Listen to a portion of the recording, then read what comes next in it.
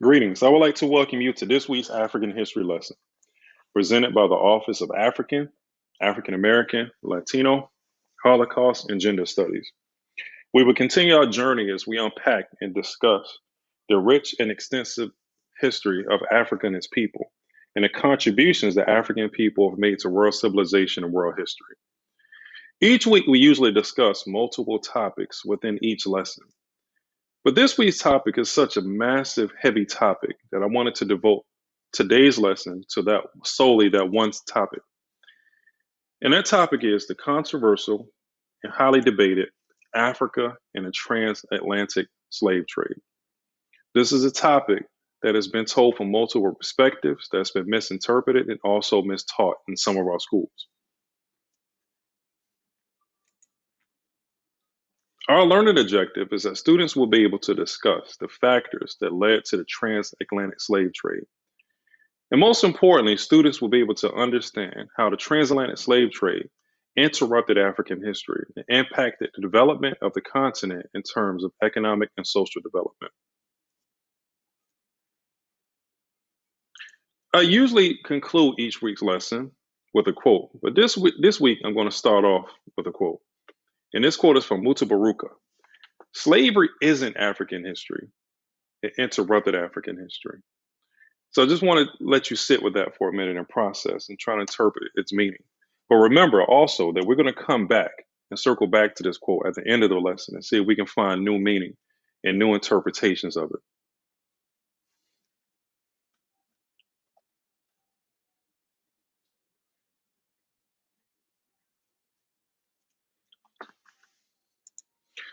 So Africa and the transatlantic slave trade started in the 1400s, also known as the 15th century. Slavery is something that existed, or it's an institution that existed at the very beginning of human history, and it's something that existed in most societies, if not all societies, throughout the world. But the system and institution of slavery that was introduced during the transatlantic slave trade was something that was very new and very different. The transatlantic slave trade created a unique and devastating relationship between Africa and Europe, and it was devastating for the African continent and its people. It led to a vast depopulation of Africa, as Africans lost almost 11 million people.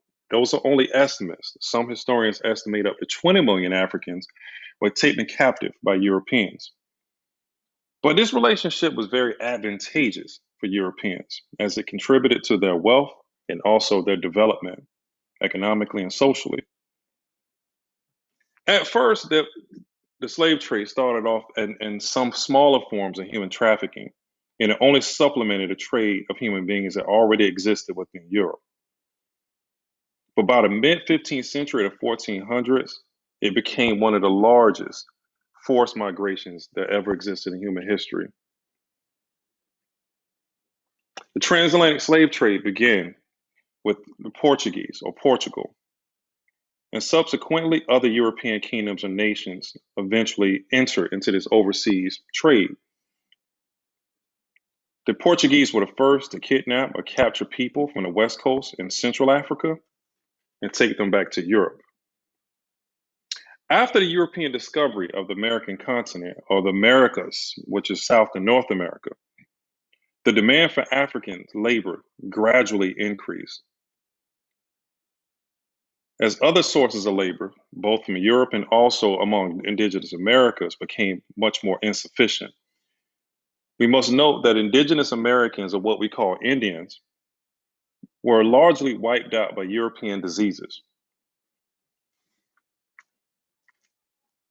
It was the Spanish that we know as early as 1503 that were taking African captives directly to the Americas from Africa and also Europe. Most Africans, again, were kidnapped or taken away from West and Central Africa. The main European nations that participated or dominated the slave trade would be Portugal, Spain, Britain or the United Kingdom, France, the Netherlands, Denmark, and Sweden.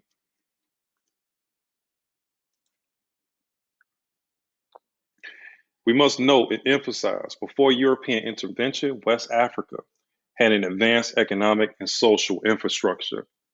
For example, the African Empire of Mali was larger than Western Europe itself, which would comprise of multiple European nations. And it was reputed as being one of the most richest and wealthiest and powerful states in the world between the 13th and 17th centuries.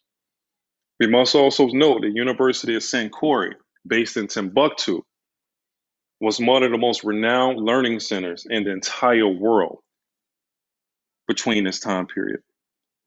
And also, you must note the wealthiest and richest person who ever existed in human history was a king of Mali known as Mansa Musa or Musa Kita.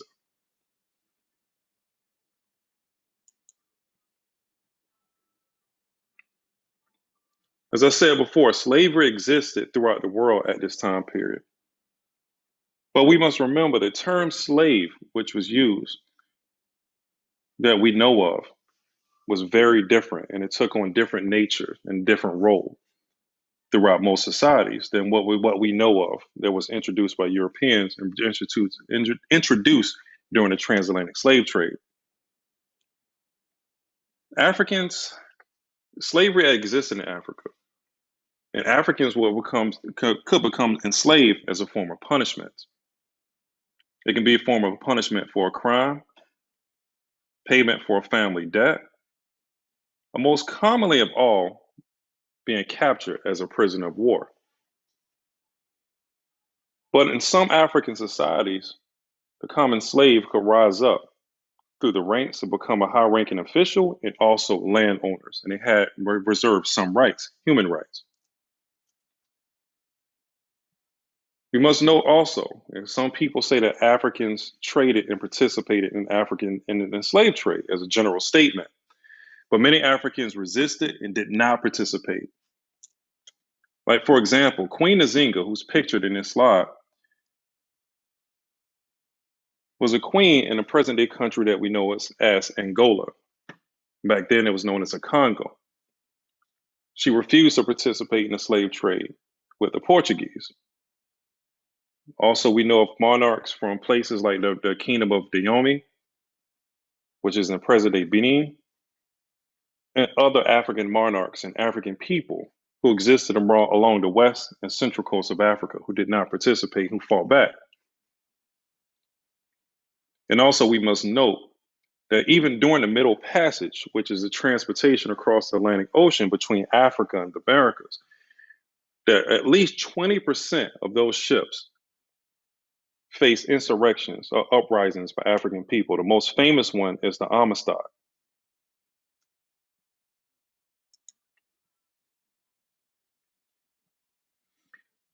One of the results of the African slave trade was something that we know as the African diaspora.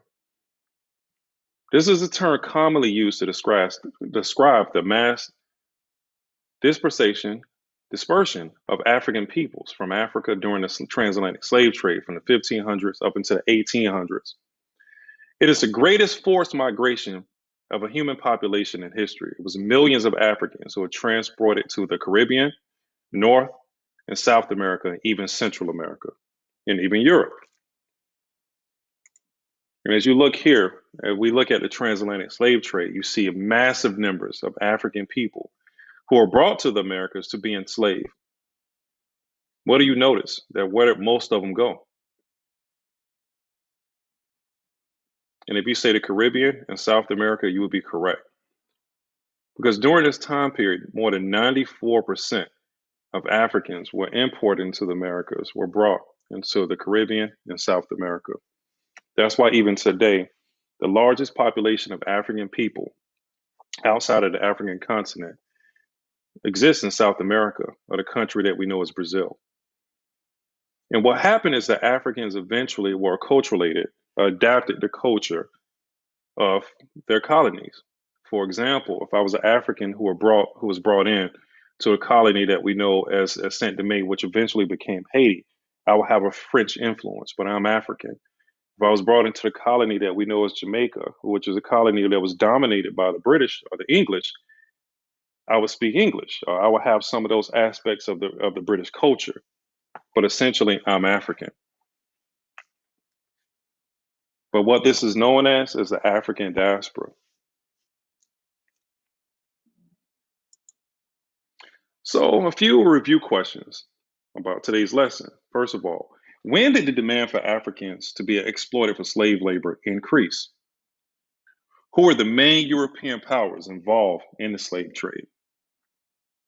In which ways was West African society advanced before European intervention?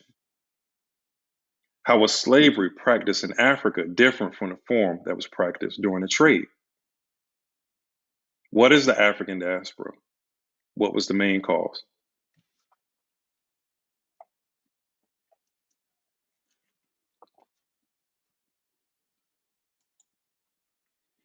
So we conclude today's lesson with a very quote that started the lesson. Slavery isn't African history. It interrupted African history. Based on some of the things that we learned today, what does this quote mean?